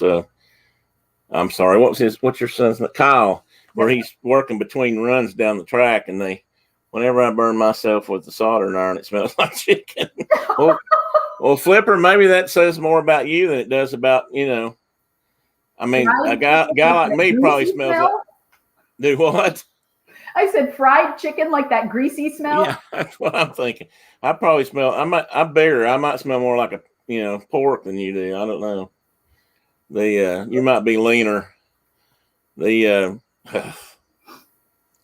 don't know. I don't know about that. Ew. But yeah, smells like bacon. Yeah. Well, that at least I'd smell like something decent. Although I'm not smoked, I don't know. The Huron Native American Indian tribes in this country were known as baby eaters, and by some of the other tribes, and they were supposedly known for that. Yeah, I don't know whose babies we're talking about here, but exactly. Apparently, it did happen. Hey, Amy. Good morning. I bet Chris just said something about a C-5. You're talking about a C-5 cargo plane, right? Caught fire from the heavy braking. That's usually when it would happen. That can make a bad fire because a lot of there's on landing gear of airplanes, there's usually a lot of magnesium. The wheels are usually magnesium, and if that stuff catches on fire, it burns hotter than 40 damage, and it's hard to put out. You can't throw water on it because if you throw water on it, it just gets worse. Really? So you have to be. Is that why they use the foam? Yeah. Well, one reason. Hi, Amy. But that's just one little secret things about airplanes you got to be careful about. But yeah, I could see how that could happen. And cars, race cars used to, they could get so hot that they'd actually melt the rubber on the tires and pop them in a race. And, again, and I say every once in a while that happens. I've seen that happen on TV too, that they get hot. We had a race in, it was in Virginia, but I don't know if it was South Boston or Martinsville one time. And our guy got into a little fender bender, and which is common in NASCAR on short track. True. And it broke one of his brake lines. And when they came into the pits, as we started grabbing stuff to work on it, that brake fluid got all over us and it caught fire. Oh no. So we were able to, I mean, it didn't get real big and out of hand, but it just was burning right there on the spot. We were able to get it out. But I'll never forget when I took my gloves off that night. Like I said, we always wore these thin gloves, but my hands were just black. That brake fluid was just eating away at the leather gloves. And it took a day or two to come off. But, that stuff caught fire. So, there's all kinds of flammable stuff in there. We used to work around a special hydraulic fluid. And there's only one civilian airplane that ever had it on that. Come here. Here's another line. Oh, here's the chunky boy. Say hi, Simon. Nothing like an orange tabby. Oh Yeah. my God. He's not happy with you right now. No, he wants me to pet him, but he doesn't necessarily want me to hold him. And he's a chunk. I mean, he weighs as much as Teddy, but he's only about half Teddy's length and height. Oh, he's a biggin' boy. He is a biggin' boy. We took him in because Brenda's parents decided they were going to get some kind of pet, and they got a cat, which her dad never liked cats. So we really didn't know why they did that. And of course, we ended up keeping him. We ended up taking him in because he kept scratching Bill. He's reaching for me right now. Oh, I'm digressing here, but he loves to be scratched and petted and brushed. He'll just lay down and he loves to be brushed. But the problem is this is the first cat I've had. I understand now there's lots of them, but when you scratch him or pet him or rub him, right. he starts licking. Oh yeah, ours do that. I never had a cat do that until him, and he won't stop. It's like, and they get driven. A piece of the nibbles. Yeah, I mean, it's just. Yep. I actually feel sorry for him, but he just goes to town. He won't. Anyway, I don't remember what I was saying now. Brake fluid, fires. I got past that. I don't know. Change subject. I can't remember what I was saying. See what you did, Demi? Don't worry, I heard the train leave the station, so. Yeah, well, good. Now we have our one who's a little potato loafer. He'll go up and I try to do it when he's laying on somebody. And I'll scratch his lower back, like right by his tail, his ass button, and he'll go on somebody. So whoever he's he'll do that too. He does that too, don't you? He always wants to be held like a baby, like up on your shoulders or sitting on your shoulders. So I'll walk up behind whoever it is and scratches, and he'll start nibbling on their face, and they're like, "Oh my God!" Yeah, he'll do that too. Get down, stop, go. You go find somebody else to pester. He'll take it. He'll either go lay down by the window or he'll go back up and see if Brenda will scratch him. He's gonna say it's only you and Brenda. He's gonna be like, but I went and saw Mom and she told me to come see you. That's probably true. She probably ran him off. I mean, he's a sweet cat, mind you, but he's a little bit of a pest. They're needy. Very needy. Yep. Anybody. Yep. Teddy says, I just don't get it. He said, I don't understand what the problem is, do you?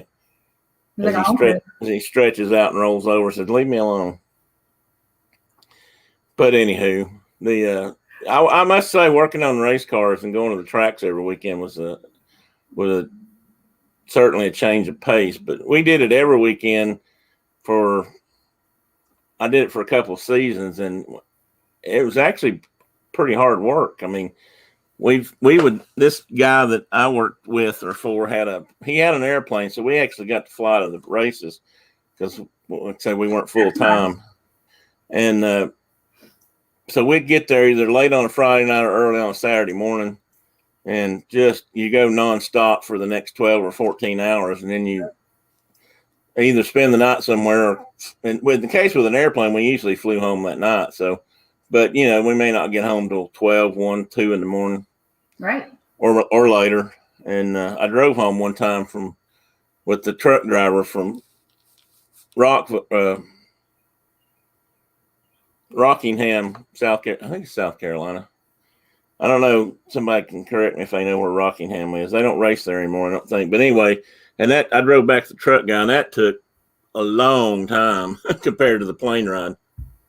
You think? And I remember getting home about daylight, and I was really beat that day.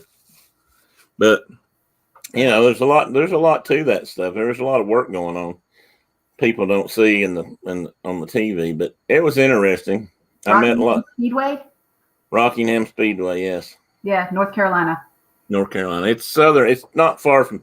It's down towards the South Carolina border, I think, and it's way over towards the coast. It's not on the coast, but pretty far out there. At least I do not know how. I got coffee in my grounds in my coffee. It was foreclosed on in July of 2015. Ah, well, that may be why it stopped then. And then I know they don't go there anymore. I hadn't gone there in a few years. Then it says May 16th, 2016, BK Rock Holdings purchased Rockingham Speedway at a Richmond County courthouse auction for $3 million. Wow. Well, they still paid a lot for it then. Of course, if they were going to develop it into houses or something, that's probably long since made their money back. Oh, yeah.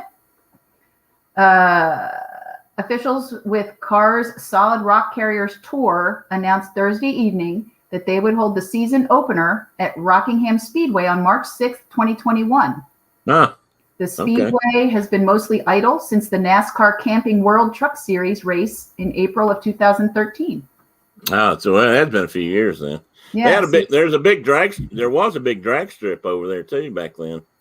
Because it's that fact that one time airplanes used to land on the drag strip during the NASCAR races, small planes and things that could. It might have been an old runway for all I know. But well, you know what? It's funny you say that because we were looking at buying a racetrack here in Illinois, and we had a couple other guys looking at it with us and trying to figure out, okay, when it's in the off season, what is it? Bye, Dave.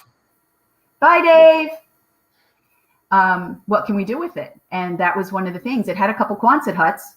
So we're thinking, okay, we can either turn the Quonset huts into like shops, and get a lift put in each one, and they can use the area and either bring their own tools or rent ours or whatever.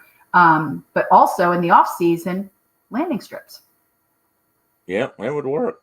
Usually, most of them, for private planes anyway, I mean, most of them wouldn't be long enough for anything else, but for small planes, they're plenty big, usually. Exactly. And that was one of the things that we actually considered. Yeah, well, that makes sense. Mm-hmm. Rockingham, the drag race track used to be as famous as the oval, but back in the day, but, a lot of that, like I said, it all changed over time. There was a lot of racetrack properties like that turned into developments. One of the famous racetracks on the California West Coast was Richmond, not Richmond.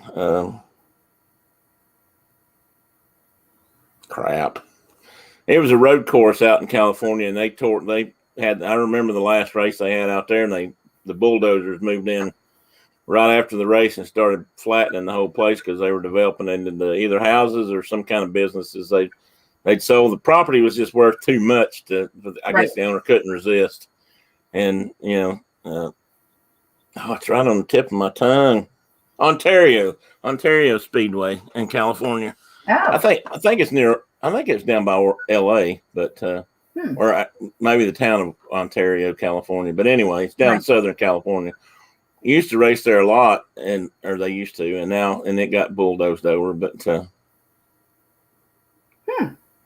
Route 66 drag strip for sale. Is that where is that, Chris? And did you see he wrote that NASCAR is going to start? Yeah, I saw that at Rockingham again. That's interesting. We had a couple of good races there when I was with the team. But like I said, it's been a long time ago. I can't. Sometimes I'm absolutely amazed at how long it's been since I did that. I worked on. I mean, in my mind, sometimes it seems like I just did that yesterday, and I remember a lot of stuff, a lot of people I met, the drivers I was around back then, and it's been 30 years almost. It's been a long time. God, I'm old. I was really young back then. How did that happen? No, I don't know. I don't know when it happened either. I slept that night or something. I slept through it. It just happened. I mean, God. I mean, that all ended that actually ended when I hurt my back first time. The team owner was he was leery. He was always afraid I'd sue him if I hurt myself again, which I wouldn't have done, but But I'm not sure I could have kept doing it. I mean, I carried tires, and on race day, I carried tires or fuel cans, and a can of fuel weighs 88 pounds, I believe, back then. I think it's what we calculated. And for NASCAR, it has a certain size, and pretty heavy to crawl over the wall with, I'll tell you that. And yeah. I did that on ARCA for an ARCA car guy at Daytona one year, and that was I was a fuel guy. And the wall at Daytona is higher than the wall is at most tracks because I guess it's because of the speed. Everybody's just going fast. Back then, there weren't pit road speeds and stuff either. And man, that was kind of scary. They came flying down through there back then. So when you went over the wall, it was exciting. I won't lie about that. But it was also hard to get over that wall with a can of fuel in your hand.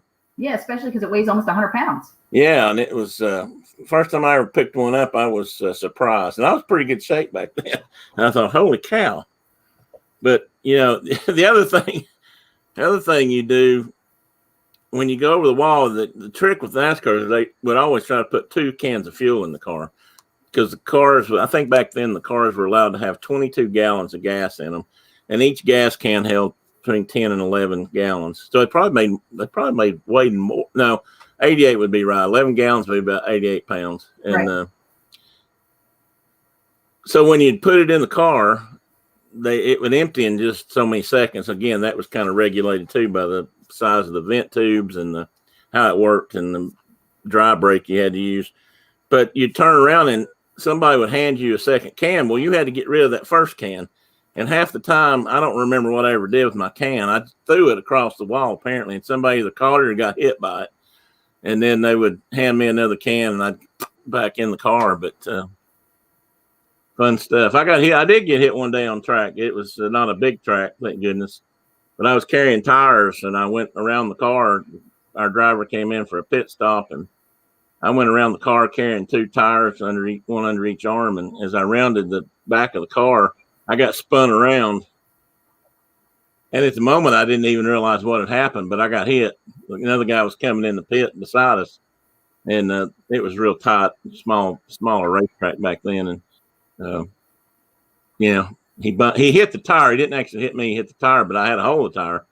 So it just spun me around, and I kept going, dropped the tires off and kept going. Because it's funny because in the heat of battle, so to speak, you don't think about some of that stuff. You don't feel pain necessarily. I mean, until later.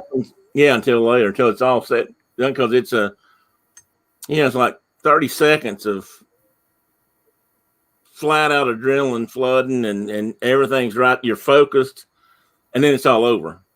And you may sit there for another hour or 30 minutes waiting for another pit stop or something. Right. So that's when it catches up and you figure out what the hell happened. When it processes.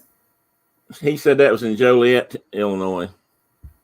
Only thing I remember about Joliet is that's where the Blues Brothers were in prison. On another call. Okay, go ahead. What I remember about Joliet was one of the Blues Brothers had that tattooed across his fingers, I think, didn't he? Anybody remember the movie? Or at least the one that was in Joliet prison.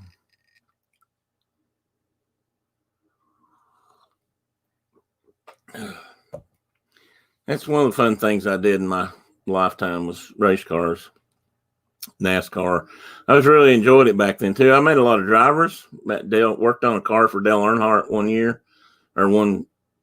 He was coming to run a local race in Nashville when I was down there, and that's where the team was I worked with, and we built a car for him to drive in a local race. And Harry Gant built a Harry Gant car one time for the same track, same people. Met a lot of those guys. Some of those guys were really nice. Some of those guys were jerks. Darrell Waltrip was one of the. He wouldn't have been one of my friends. I don't think he didn't. His brother was nice. Michael was always a super nice guy, but Darrell Waltrip was a bit of a. They called him the mouth of the South at one time, and I think that fit. Joliet Jake, that's right, Chris. That's right. I've forgotten about that. Okay, where was that? Which year? What track was that? Do you know, or what town? I did local stuff too back then. The race team I was with had a lot of local connections, and Nashville Speedway back then was at the fairgrounds. And that's where Darrell Waltrip came from. It's where Sterling Marlin came from. A couple other guys that moved up from the Bobby Hamilton when they went pro or went to the big leagues. They came out of Nashville. So this team I worked with had worked with some of those guys, so they had a lot of connections there, and we would race there on Saturday night sometimes with somebody else if we didn't have a NASCAR race. And when I say NASCAR, NASCAR is a couple things. It's trucks, it's cars, and it's now they call it but we were in what was known as bush racing back then. Come here. I got another guy down here hollering at me. You guys can probably hear him on the microphone. That's the screamer.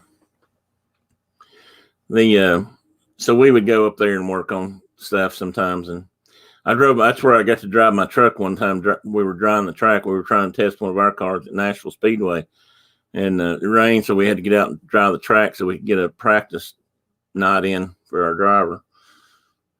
But that was one of the guys I worked with. The driver first year I did it was Bobby Hamilton. If any of you are NASCAR fans, you may remember Bobby. He's unfortunately been gone for a few years now. He developed brain cancer, I believe, or cancer, and passed away. But he was a really nice guy. I really liked Bobby. He was hometown kind of guy, super nice. I worked with him for a year or so, and then would meet him at the tracks. And a lot of times he always had something nice to say. And he drove in the movie. He drove the Mellow Yellow car some in the movies Days of Thunder. He got called up by some of the other drivers that were involved in that race. You need to go? Do you need to go? Can you hear me? Okay, sorry.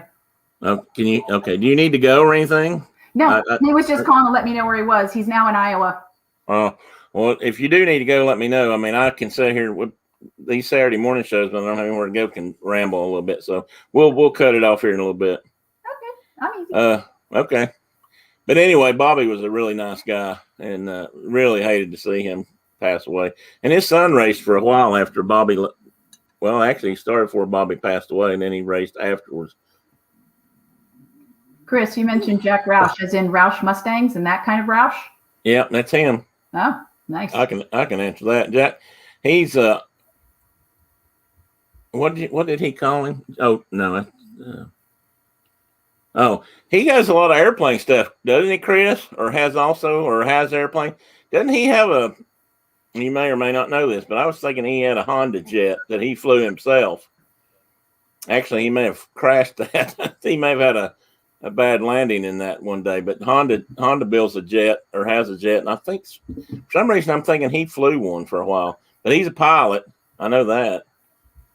Cat in the Hat. That's right. They do call him that. He used to build some monster race motors. I know that his group. He was when it came to Ford power plants, he was one of the kings, and may still be. Like I said, I don't keep up with it as much. They've changed the rules and that stuff so much I can't Some of it I don't even. I'm old fuddy duddy, I guess, but some of them I think it's just made it too not easy. That's not the right word. It's not, but everybody's too even, too alike. I think you don't have the flavor you used to have with different mechanics and different people building cars and pushing the envelope, trying to get faster and faster. And of course, that's another word for cheating in some cases. Right. Depending upon how you're getting faster. Yeah.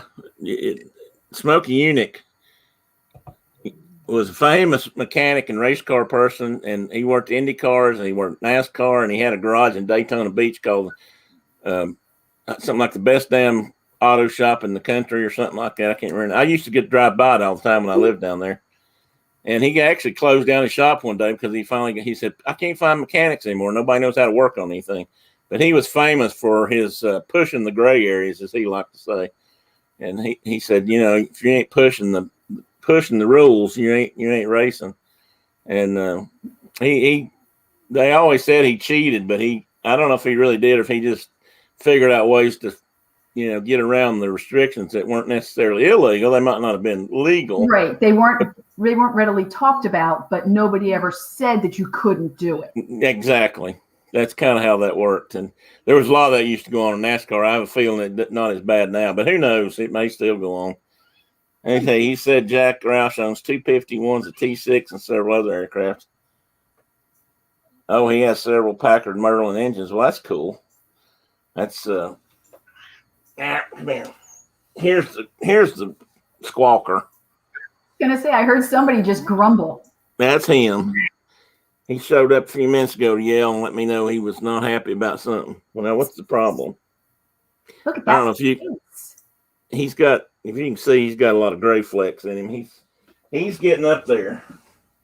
And he's always been, we got these two guys here that are big as a house. And then we got him in the same house eating the same food, and he's skinny as a rail. And they're all neutered. The other one eats it all so that he can't get any. Could be. Is that true, Teddy? He's not as aggressive as Teddy is when it comes to food. Yeah, I guess not. He sure is aggressive around me, though. He's out, and he lets you know about it. Lets us know about it. But he also gets his in a special place, so nobody takes so. Gotcha. Where they can't get to it. We used to actually put his up high because he could jump. He was a real jumper. He doesn't jump as much now as he's gotten older, but we used to put his food up some so he could make sure he did get some. Because Simon will definitely root hog or die. He's gonna get in there and have his share. I can tell you that right now. He eats part of his and then he goes around and checks everybody else's bowl. Another funny thing about Teddy and Chloe, Brenda raised them when they were little bitty guys. She bottle fed them, and she was doing a lot of sewing back then. And so they stayed in her sewing room almost all the time. Right. And so she fed them back there, and when she bottle fed them, she'd hold them she would do it in her chair. And then later she would just put their food down on the floor in there if she was going to feed, because again, she was trying to keep the big boys out of it. Right. And so now they won't eat unless you take it back to that room. Chloe will sit there and wait, and as soon as you start down the hall, she's gone, and here comes Teddy. Teddy just never gets in a big hurry. He just plods along, but she'll turn around. If he's not down there, she'll turn around and look out the door. Like, come on, because they won't eat, and they won't eat without each other hardly. He won't eat if she's not in there. He'll just look around. She can't see her, and he leaves. So they're pretty close. That's so cute. They just grew up with each other. Well, we were glad we kept her actually, because I don't know, it just seemed like the thing to do at the time. Oh, yeah. And the other two will be gone long before they are, so they'll have each other, I guess, to the end. Brenda says no more cats. I don't believe that, but I like fuzzy things. We'd get a dog eventually, but dogs are such a pain. I like dogs. Don't get me wrong, but you got to take them out and you got to walk them. You got to make sure there's a fenced area. If there's no fenced area, you got to go out with them. Yeah. And it's funny how you say that, because when we had 3 when we moved here to St. Louis. We had a greyhound, we had a mutt, And then we had Katie, our golden. I don't know where she went. But the greyhound actually ended up having to be put down, like I said, like 3 weeks after we got here. We think the trip from Savannah here and us having to kind of pick her up and put her in the car and everything else did something to her back because her back legs just stopped working. Oh, man. And so she was on steroids and everything else. And once we took the steroids off, it just declined again. So we had her put down. Then the older one, the mutt that we had, she actually had a cyst that ruptured and it was bad. And we had healed it, everything, but she just ended up having cysts and lumps all over the place, and they were just popping and just disgusting. So we ended up putting her down. So Katie, our youngest one, we got her when she was 8 weeks old, living in New York, and she would go out the door and turn around and look back at the door, waiting for her buddy to come out. He would look and just kind of and mope down the steps. And I said to my husband, I was like, look, I said, we got to get her somebody because she's still young yet. She's not old. She's still spry. And every time she goes out the door, she's like, oh, and just goes down. So we got her. Well, my husband picked out this dog. That's all I'm going to say. She's a loner, doesn't come when she's called. Oh, no. Just does nothing. Just there. Really didn't fit the bill then, huh? No. And so she actually ended up having to have a full mastectomy due to a lump that she had that went just completely nuts. And she was cut from here all the way to the crotch. I mean, all the way. Took out all the mammary glands, everything. And it was probably about this big. And the dog's only this long. So it was awful. Yeah. And then she goes out and they run around, but Katie's still kind of alone by herself, which kills me. And my husband's like, oh yeah, well we have to wait till they all go. And, we don't have anybody left and by attrition. Well, our 20-year-old male cat, he was old. He was 20. He was 20. Yeah. And when he was to the point where he couldn't really mouse anymore, and he was an incredible mouser, my husband got a wild hair and said, let's go for a ride. We go for a ride. Okay. Well, we end up at the rescue 2 towns over. And we end up and I'm like, what are we doing here? He's like, oh, well, I figure, we got to get a replacement for Muffin because, he's getting older. He's not going to last much longer. Okay. Complete surprise attack. Well, I'm sorry. I can't get a cat and put it outside. If it was an outside cat to begin with, and I kind of get it to where it's tolerable of humans and everything else, fine. I'll leave it outside. But I can't rescue a cat from a rescue and then put it outside. I just can't. And the cats that we got, one picked me, and the other one, the little house panther, picked Jay. And what was funny was Jay was outside talking to the lady. I have Jack, the pain in the butt, sitting on me. Albie, who is the little black one, saw Jay outside the door and literally laid on his side with his face in the crack of the door, screaming to get his attention to come back into the room. And Albie, the black cat, had pulled my hairband out. So my hair is like all over the place. My shoes are untied. They had pulled the string out of my jacket. And I'm walking out looking all like a waif. And I'm like, you need to get back in here. This poor little thing is going to explode because you're not paying any attention to him. Jay comes walking back in. Albie climbs all the way up. And he's just like right there. And you couldn't get him off of him. And he's like, well, I've always wanted a black cat. And I'm like, well, you need to pick one. You said we were coming for one. So if he picks you, then that's who we're getting. I said, this one is a real pain in the ass. I said, and if we don't get him, it's not going to be any big deal. So he's like, no, we got to take them both. They picked each one picked us. Okay. So then Muffin lasts another year. And I'm like, you said that this was going to be in case Muffin passed. I said, he's still kicking. And he's like, well, we have to throw one outside. Ain't happening. Albie is so black. And if he's outside, you never see him. You can't see him in the shadows of the house. So you have to kind of scuff your feet so that you don't kick him. And the only time you can see him is if the light catches his eyes or his mouth opens and you see little teeny tiny pink and little teeny tiny fangs. That's it. You can't see him otherwise. And Jack is scared of his own shadow. So him going outside, he goes out and he's like, oh my God. And he runs back in the house and then kind of peeks out like, oh my God, it's a big thing. So I'm like, yeah, that's not going to work. Yeah. Not going to work. So nobody has become an outside cat. But they have caught field mice that have come in during the winter. Oh, we have that every year. Wintertime, we always get a mouse or two come in the house. Yep. And they'll start hunting them. They know they're here long before we do, and they'll sit because they like. I guess there's a place, and we may have fixed this now. Ours sit right in front of the stove. Exactly, that's what ours do too. And they'll get down and they'll look under the stove, and they'll sit there for hours if they think it's on under the stove. Like what are you looking at? That's one thing about the old cat here, Spooky. He has always been a hell of a mouser. He don't. I mean, even when we had younger cats, he would always be the one to catch the mouse. And he slowed down a little bit now, but the two young cats, the kittens we call them, the Teddy and his sister, they're still pretty quick, and they can catch them too if Spook doesn't catch them. But we always have one or two a year, and that's it. And we never see any other signs of them. But they come in the winter. Now we used to live out in the country in a real small house, an old house, and we had mice in there all the time. I mean, it wasn't too uncommon to catch one in the house. Right. But and we had 2 since the younger ones have been here. And the funny thing is Jack caught one and he hopped in the bathtub.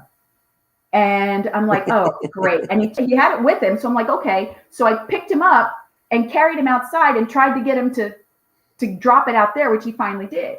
Well, then the next mouse we had, now poor Archie, who is the little potato one, he was made of parts that were left over when God made cats, because his back right leg is only, his foot is only like 2/3 of one. He picks it up when he runs. He's got one toenail on it. The pads are all screwed up. His spine is crooked. He has no tear duct in one eye. His sinuses on one side are all screwed up. So he was seriously the runt. He can't bite to save his life.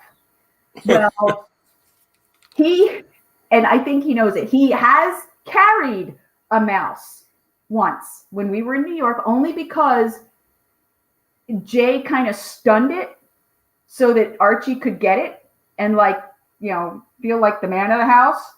And he carried that mouse around for probably an hour, and it was alive.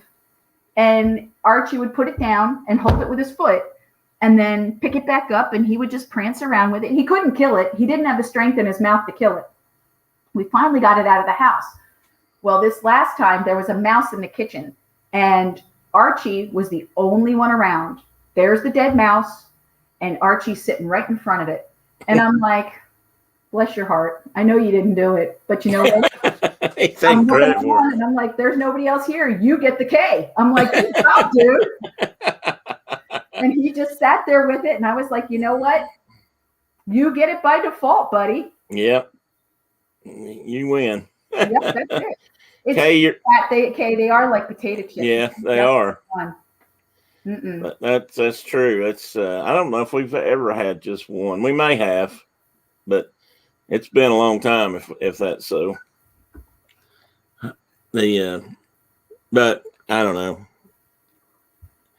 They got they're I mean, you got to take care of them. They're not like they're not any trouble whatsoever. But they're if they're snuggle cats, then they earn their keep. Exactly. And we've had one where she was a snot. And she didn't like anybody but me, and she only liked me on days that ended in Q. And she would come up to you, hi, how are you? She had enough, she'd bite you.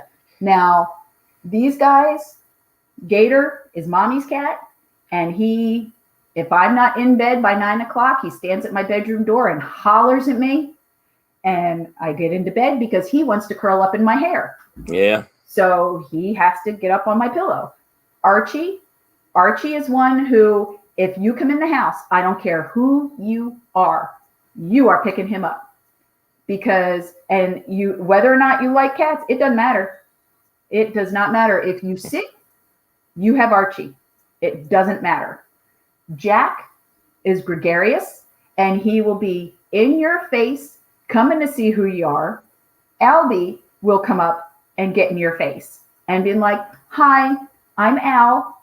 Nice meeting you. And very congenial, very sweet. He doesn't know how to use his claws, so he's the catist of the house, if you will, but he doesn't know how to use claws. So he will jump on things and like slide down them because he doesn't have the thing to hang on. Yeah. He'll climb on you. You know, you'll pick him up and hold him, and he'll want to sit on your shoulder, but then he's like, whoo, because he doesn't think to hang on. He hangs on with like dead paws. He just doesn't know to use them. And Well, ours know how to use them. yeah, nope. The old cats, we keep them trimmed. I can't bear the thought of cutting or declawing them because I don't. If they get outside, for one thing, they have no protection, and two, right. I don't know. But we try to keep them clipped so they're not. I mean, I've got more scratches and scars on my body than you can shake a stick at. But our furniture looks like hell. Well, yeah, ours does too. We finally got them where they mostly scratch on a post, but the kittens, the two youngest cats, they hate to have their nails clipped. They'll fight. It takes two of us to do it. The older cats, I can just pick them up and clip them. They don't care. That's exactly it. They just sit there, my lap or whatever, and I can just take them. And Teddy, he was laying here asleep one morning. I was real careful, and I actually clipped a couple of his before he woke up. But then he figured out what was going on, and he left. He's not. He just don't. I don't know. I don't know why either. They just do not want them. They act like you're killing them or something. Yep, I started real young with all of them, and I can cut all of their nails, no problem now. But the funny thing is, yeah, we did too. That's a weird thing. Archie is the only one that has continued, no matter what we've done, to scratch the furniture. All the other ones use the scratching posts as well as those cardboard things. Yeah. Yep. But Archie, the little crap, he is the only one. And I have. Yeah. Yeah, I've got one of those. Within arm's length. And he'll walk around soaking ass wet because he's just drenched because of trying it. And I just, the whole time. I agree, Kay. That's kind of how I feel about it too. And there's a lot of evidence to prove it's not good for them. But I mean, I know people do it, and I understand sometimes, but I can't do it. Not knowing any better. Yeah. Well, that's just it. I don't think people do. I don't think they realize, but it is a big deal, and I don't know. I can't do it. I'm not going to sit here and condemn somebody, but I'm not gonna do it. There's a funny cartoon. It's one of Brenda's favorite things I think it's on YouTube. It's called Simon's Cat. Yes. Well, the spray ball is what made me think, because a new one came out yesterday, and she was showing it to me. And Simon, the guy, whoever Simon's owner is, or no, Simon's the owner. I don't know what the cat's name is. It's Simon's cat, so he's the owner. He brought home a puppy.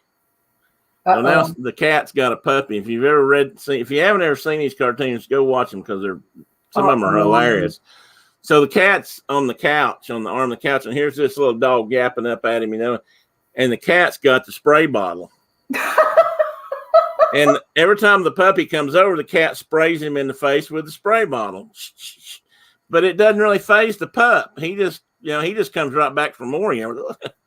So the cat looks at the spray bottle like, "What's wrong? It's not working." And he sprays himself in the face. And when he does, he jumps off the couch backwards like this and lands up on the curtains. Pretty funny. If you've ever sprayed a cat, you know the story. I love Simon's Cat. That is so funny. It is. They're pretty hilarious. He's awesome.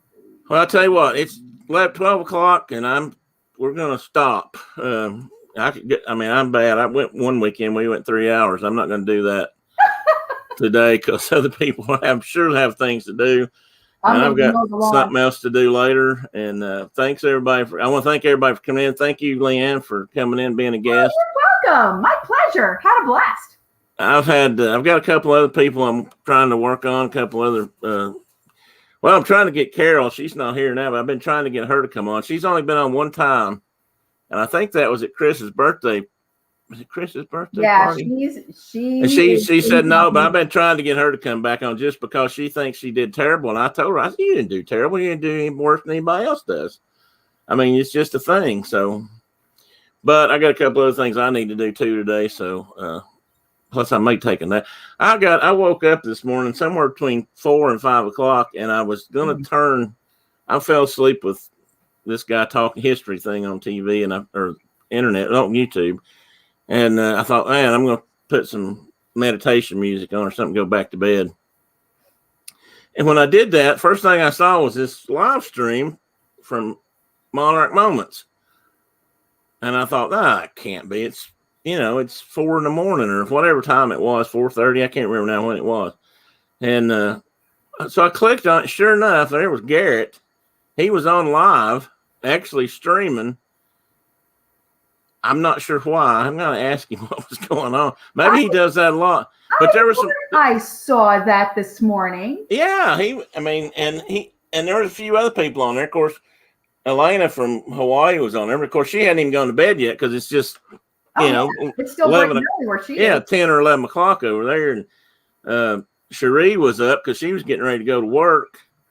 And I said, I still couldn't believe it was live, so I typed something on my phone into the chat, and it went through, so I knew it was live. And I said, "Who is doing this morning?" It was Garrett. So that's me. I'm doing it. He's actually said it on the speaker. I mean, on the with the mic, and I thought, what in the world?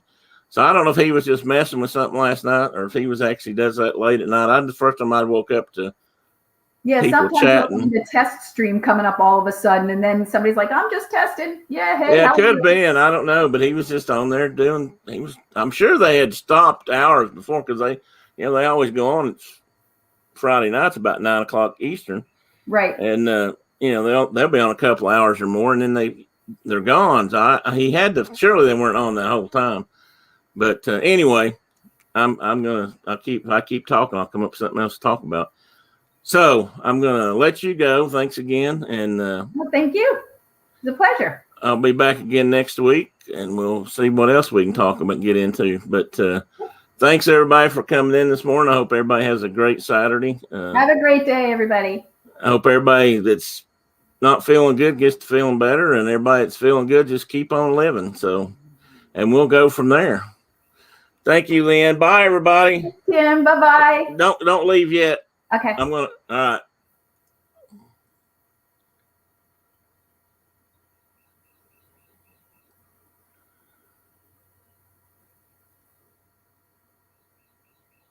Oh.